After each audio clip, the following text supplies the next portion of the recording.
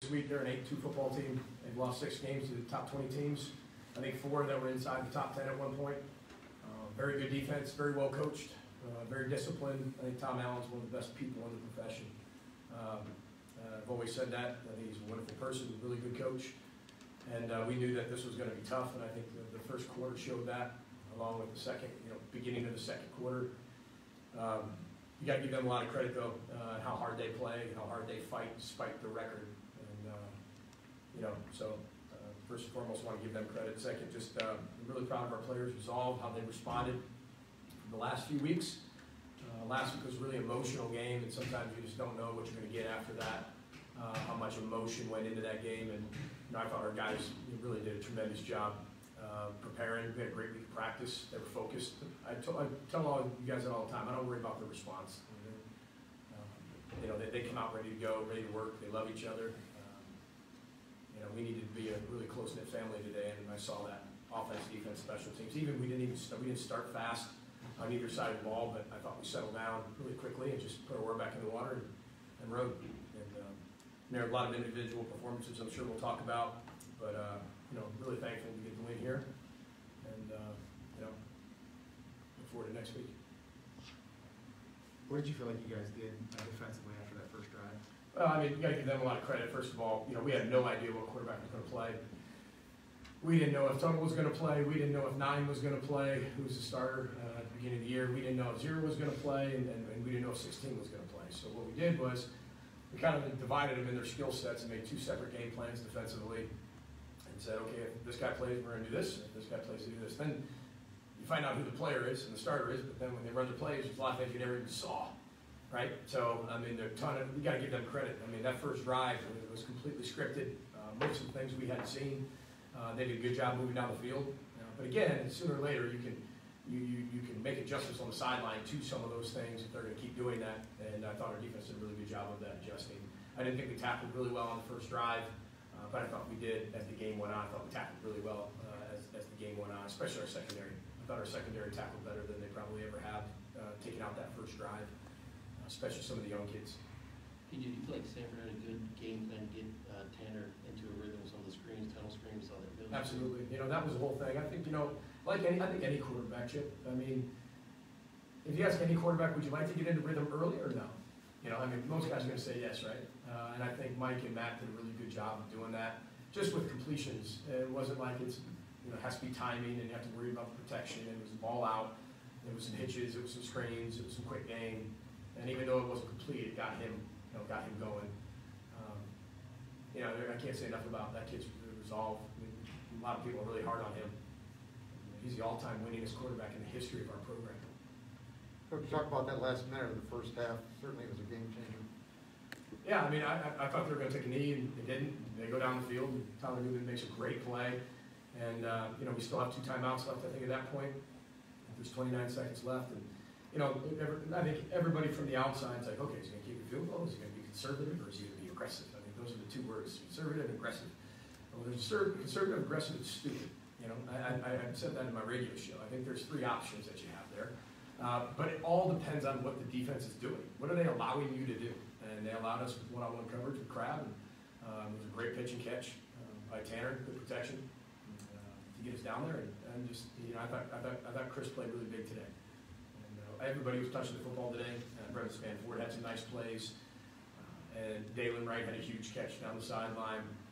Daniel Jackson and Michael Brown-Stevens. But I don't think anybody really truly understands how hard that is. 5 running backs out for the year. You have a rotating door of wide receivers. Basically, half the receivers have played half the games. And to still find a way. We're at 7 wins. I know it's not perfect. I know what people think we should be at. But here we are 2 years in a row of real football, having possibly a chance. Something has to happen, but having a chance to play for the Big Ten West Championship in the last game of the year. Talk about your running back. That's what I mean about being in it. We're 7 days left and have a chance to be in it. Talk about your running back, Thomas. Has he been a surprise to you? I don't think he's been a surprise. I think it's a surprise he's playing as much as he is because he has to. He's a really good football player. He's got incredible football IQ. Both Bucko and him have incredible football IQ. And a running back's harder than it looks. Just hand the ball to him. It's not tech mobile, run right, run left, right, 4 plays. Or Super Tecmo Bowl where you had 8 plays, right? You could run right, left, middle, right. It's very different than that. And those guys, to be able to throw it into the mix like they have, it's really like code red alert, right? I mean, you're looking at bodies going, okay, what are we really going to do now? And to have freshmen come in there and we run our system.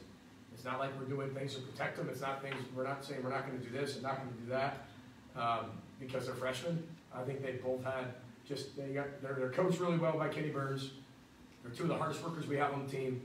They both love football. They love their teammates. They love the University of Minnesota, and they're tough. They're tough. They're tough young players that have a lot of football left here to play. And I think it just shows again, we're not perfect, but it just shows the depth of recruiting over the last 4 years. When you get to your 6, 7 back, respectively, that you're stable to win, Big Ten games, and, be 5-3 in league play.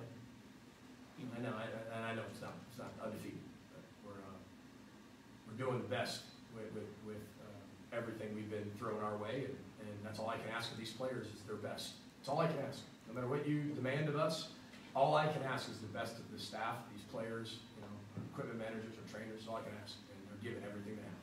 PJ mentioned this last week. Did you come into the locker room and look at the scores and what happened elsewhere around the Big Ten, or did you tell your guys about what this opportunity is this week? I didn't even know. I think I asked on Big Ten Network if Iowa won, just to know. I don't know. But we have to take care of our business. So if we lose next week, it doesn't matter anyway. We win. Something has to happen outside of our control. But we're learning that when you control your own destiny, right, it works out better for you. When you have to allow somebody else to do something, then you just never know. But what we've done is we put ourselves in a position, now that we know, I'm not sure what happened with the other ones. Wisconsin. I mean, so I don't know if there's 3, 4 people at the time. I have no idea. I mean, I'll have to sort it through in my head once I look at all the scores. But I know this. I know that, you need Iowa to lose, right? Everybody, we all know that. And then you got to find a way to get the Axe back. But above that, it's the Axe. It's a rivalry game. It's rivalry week. It doesn't matter what the scores are or what the records are. I mean, we got to play our best football. And I know the kids are really excited about the opportunity at Huntington Bank Stadium for the last game of the year to win the Axe and maybe have a chance at Indianapolis. And we're talking about that in the last game of the regular season at the University of Minnesota for the 2nd straight year of real football. Guys are accomplishing a lot. Brevin sketched on the sideline and looked like you were the only one in the picture besides him. I'm doing everything I can to be a little calmer. But that was a huge play. And I think I just wanted him to go will it into the end zone. You just do everything you possibly can. I mean, those have children, you watch your kid play and you're going and you're kicking a soccer ball. If you're like our daughter Paisley, sometimes she kicks it, sometimes she doesn't. But when you kick the ball, you kind of want to do it for him. And I was just trying to will him into the end zone. He was huge for us. He's been huge for us all year. And I don't think anybody knows how hard that really is. To still play the dynamics of we play, too. We're going to run the football, right? And we're going to play action pass, RPO, put the ball down the field, but we'll play smart football, the best we possibly can. I think the 2nd straight game, I don't think we had any turnovers, right? So, I mean, you give yourself the best chance to win. I thought we did that today. How important was Mark Crawford and Phil Howard in the flipping the field? We call it just play catch with each other, and it looks really easy. It's really not as easy as it looks. Philip Howard has had a knack for that for many years. Crawford is, kind of an unsung hero here and there of how good he is and where he can place the football. And he's only a sophomore, but he's like 28 years old. But he's one of the most valuable players we have. Same thing with Philip Howard. With T-Time being out today, we had 3 corners. And then Bishop making a big play at the end of the game helps him, helps his confidence.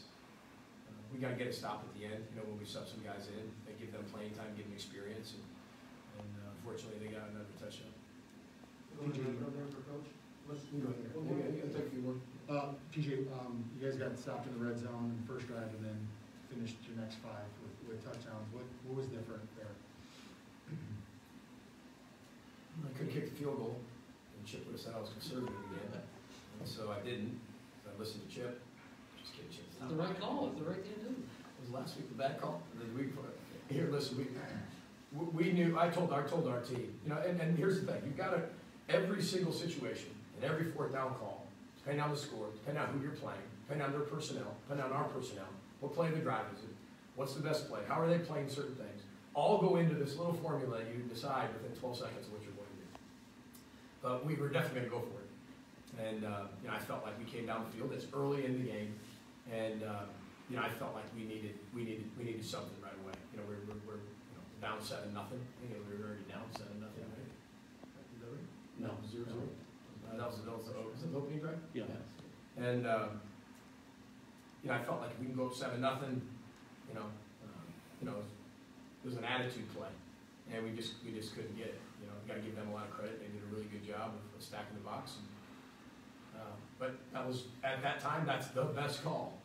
And at every time you make a decision, at that time you feel it's the best call. You know, hindsight's 20/20, and it doesn't exist. But you know, we didn't get it, and I was just proud of how they responded after.